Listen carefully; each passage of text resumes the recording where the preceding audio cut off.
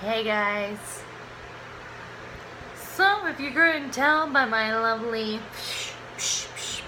headband, today we are traveling to the 1960s. Actually, we've been in the 1960s, but now we're at the end of the 1960s. And everyone knows what that means. Flower power. There's something about 1968, 1969 where there's like, we want two things. We want everyone in the world to love each other. We just want peace. We want out of Vietnam. We're kind of over it. We're not even sure why we're there anymore. That's like the whole hippie vibe right there. It's just like, we have no idea why we're in Vietnam. Anything like that. I kind of wish we weren't there anymore. And so that's kind of what they're fighting for. That and something about Woodstock and psychedelic drugs. Well, I wasn't around then, so yeah. So I thought I would adorn myself with this lovely headband, which apparently are making comebacks now, to signify that we are now in Flower Power Station. Okay. Not only that, we're also still dealing with civil rights. The civil rights movement issue, even though we, sorry, my mind is blanking. The Civil Rights Act of 1964 was signed and passed by Congress.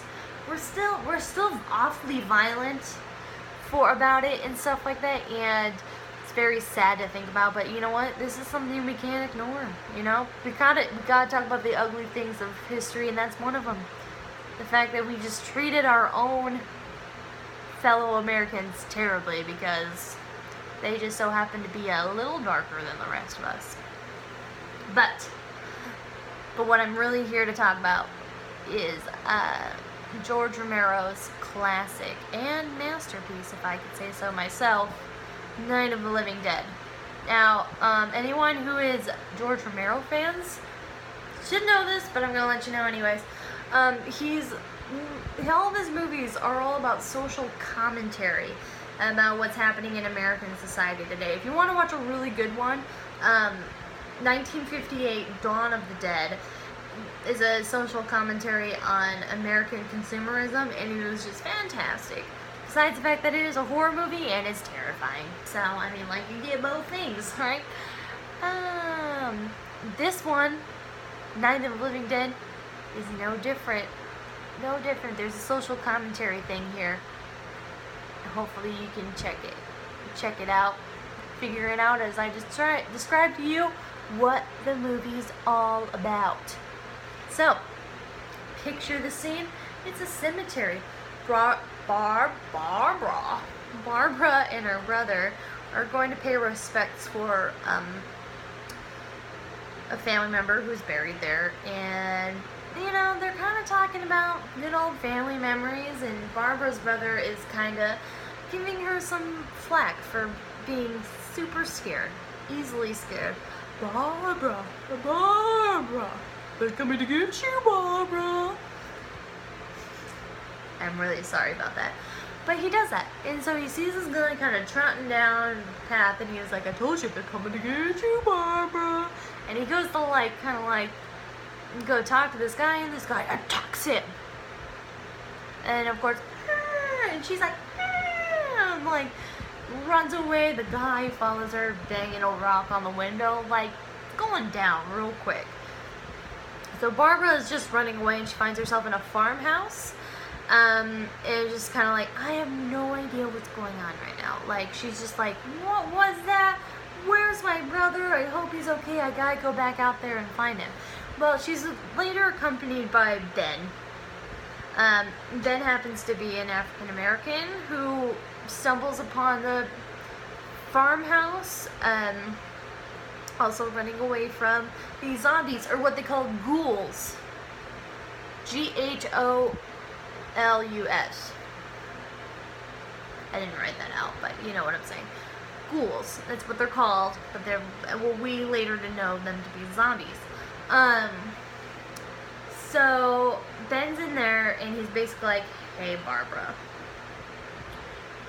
these guys are not really alive. So what we're gonna need to do is board up the windows, board up the doors. We're gonna make sure these guys don't come in. We're gonna try to wait it out for the night or so. You know, we really gotta figure our stuff out. So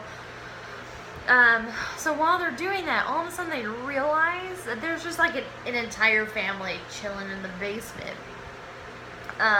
And they kind of come up like, hey, what are you doing in my house? Just boarding things up? Like, you own this place? Like, dude, you've been in the basement this entire time. If we're going to stay up top and not in the basement, we're going to have to do some boarding. Well, what they don't know is that they have a sick child in the basement, and they're a little more concerned about her, because we believe that she had been bitten by one of these ghouls. I'm pretty sure that's what happened. Feel free to fact check me. Fact check me, not fat check me, because that's an entirely different thing, and I don't need you to check me on that. So basically, they're just fighting off these ghouls. One of the, they come up with things like, oh, we're gonna throw fire at them, and like, push them away. There's a lot of elaborate things that happen when you're doing this. But the daughter dies. But all of us who are huge zombie fans know for a fact, who comes back to life? The daughter does. And not only does the daughter come alive, but guess who she kills? Mom and dad. Because they think she's just fine. And then you take a shovel. I don't think that's the word. It's like a shovel, but it's like the triangular one. You guys know what I'm talking about. But she's like, like she's eating her parents. And that's nothing more terrifying than it could be. And so, like, basically, near the end of the movie, like, everyone has died except for Ben. And Ben's the hero. Which, honestly, like, you're probably all like, why is that so? It's a shock because, like I said, he's African American. And it just wasn't seen before. It wasn't seen before. It was like, he's the hero. And it's something it's very nice to see. However, while all this is going on, people have noticed that there's zombies kind of just roaming the earth. So they have these huge search parties and kill parties, as I like to more call them, to go and shoot these things down. Well, they get to the farmhouse, and Ben's kind of hiding or whatever, right? Like, I'm not sure who these people are, what is happening. And one of the guys sees Ben, like, in the window, but can't make him out. Shoots him right between the eyes. And there's just a montage of what they're doing to the dead bodies as they burn them all up. Have you figured out the social commentary? If not, let me tell you. It's the civil rights. It's the treatment of African Americans that he's making a social commentary on. And it is beautiful, to be honest. It's just artful. One of the other things I absolutely love, so you'll see in the 60s that all of a sudden, like, movies are in color, right? It's really expensive to film in color, but they make it. They do it. George Romero makes the